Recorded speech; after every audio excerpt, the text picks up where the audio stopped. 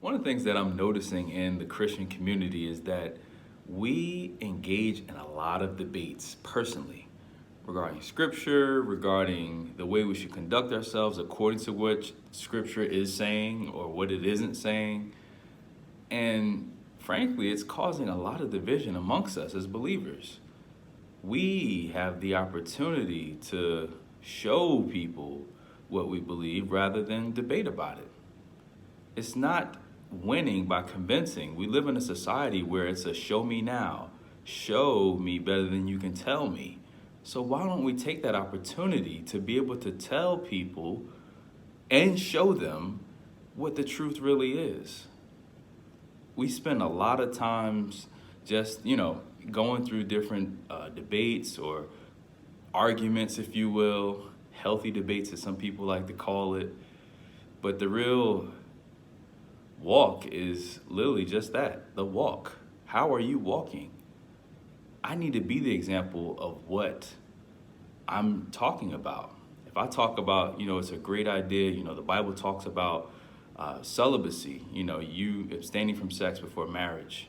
Wouldn't it be easier for me to just show it to you? Yes, I can tell it to you. Yes, I can quote it where it is in scripture. But the one thing we have to realize is that we are the church. We are the living examples and ambassadors for Christ. He needs us to be in motion. He wants us to be in motion. But do we want to be in motion, or do we want to continually just speak in theory and just try to convince people by our eloquent speech, our really good words, the really big words, those SAT words that I used to struggle with when I took the SAT? Or are we wanting to really just show people what truth really is? A lot of people struggle with truth because they can't understand the concepts. They can't understand the analogies that we use sometimes. And sometimes I use them and I can lose people in doing that.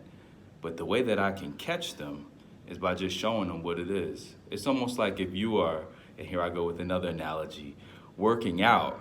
I can tell you all day what a bench press is, or I can get down on that bench and push the weight over my chest and show you exactly what it is.